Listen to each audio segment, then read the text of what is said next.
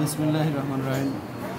আমি মোহাম্মদ আব্দুল লতিফ, পিতা মোহাম্মদ আব্দুল কাদের, গ্রাম মালিয়াট, ৪ নং সদক ইউনিয়ন পরিষদ, কুমারখালী, কুষ্টিয়া।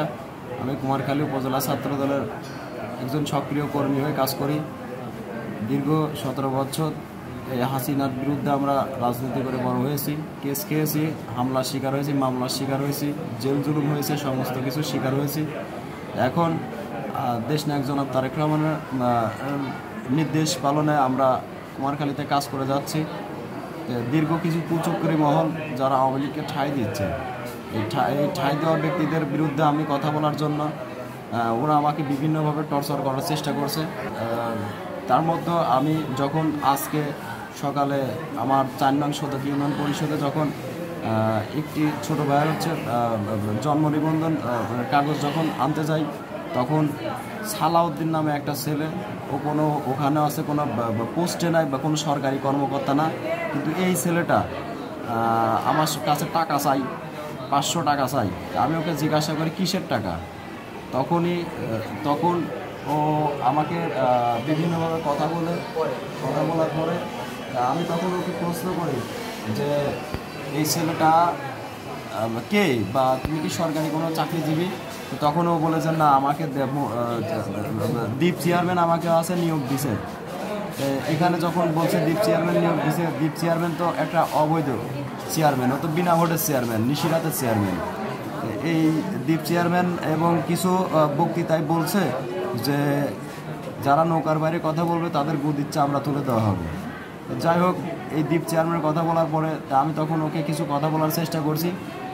ওরা আমার সঙ্গে তখন উচ্চ স্বরে কথা বলছে এবং আমার সঙ্গে যারা ছিল তখন ওরা ওই সদক ইউনিয়ন পরিষদ থেকে ওকে বলে যে তোমার কোনো সরকারি কোনো চাকরি নাই, তুমি এখান থেকে চলে যাও। আমরা ইউনো সাহেবের সঙ্গে কথা বলবো, আমরা টিউনো সাহেবের সঙ্গে কথা বলবো, আমরা ওসি সাহেবের সঙ্গে কথা বলবো, তারপর আমরা তোমার বিষয়ে তুমি আসবা কি না। তো আমাদের সঙ্গে অনেক রাফ ব্যবহার করে।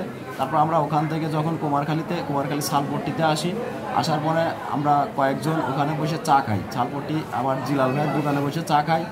হঠাৎ তখন এই দ্বীপ চেয়ারম্যান এবং এই বিলকিস মেম্বারের ইন্ধনে এই যে সুহান নৌকার পলিং এজেন্ট ছিল, সিঙ্গাপুর ছিল, সেই ছেলে হঠাৎ কুমারখালী এসে কোনো এক মামার মাধ্যমে কুমারখালী উপজেলা ছাত্রদল আহ্বায়ক হয়েছে। এই ছেলে এখন এই দ্বীপ চেয়ারম্যানের পক্ষে কাজ করার লক্ষ্যে সুহান নিজে তার মোটরসাইকেল দিয়ে পাঠাইছে ছাত্রলীগের সানি, যুবলীগের শিমুল, ছাত্রলীগের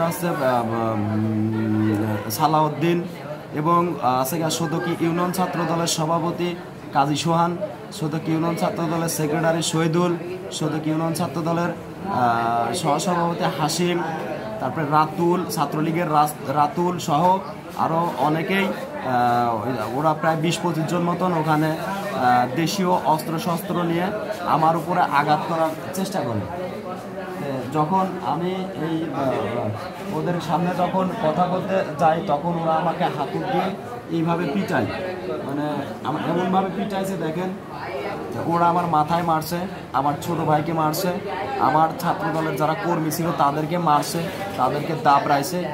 আমি এর তীব্র নিন্দা ও প্রতিবাদ জানাই এবং বাংলাদেশ জাতীয়তাবাদী ছাত্রদল কেন্দ্রীয় সংসদের সংগ্রামী সভাপতি জনাব রাকিবুল ইসলাম রাব্বি ভাই এবং বাংলাদেশ জাতীয়তাবাদী ছাত্রদল কেন্দ্রীয় সংসদের সংগ্রামী সাধারণ সম্পাদক মোহাম্মদ নাসির উদ্দিন নাসির ভাই এবং কুষ্টিয়া জেলা ছাত্র দলের আহ্বায়ক মুজাক্কির রহমান রাব্বি ও কুষ্টিয়া জেলা ছাত্র দলের সদস্য সচিব খন্দকার তসলিম উদ্দিন নিশাদের উদ্দেশ্যে আমি জানাইতে চাই যে যখন আমি ২০২৩ সালের ৮ জুন কমিটি যখন আমাকে দেয় না, তারপরেও আমি ছাত্র দলের হয়ে এখন পর্যন্ত কোথাও কোনো প্রোগ্রাম আমি মিস করিনি এবং প্রত্যেকটা প্রোগ্রামের সাথে সক্রিয়ভাবে আমি কাজ করেছি।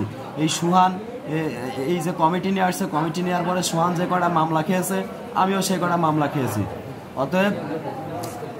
অতএব এই সুহান ও নৌকার পলিং এজেন্ট ছিল, ও সিঙ্গাপুর ছিল এবং এই সুহান আওয়ামী লীগকে বাস্তবায়ন করার জন্য এই শিমুলকে এই আওয়ামী লীগকে সদক ইউনিয়নে এখনও রাখার জন্য বা এই শিমুলের মাধ্যম দিয়ে এই সুহান বিভিন্ন জায়গায় মাদক ব্যবসা করায়।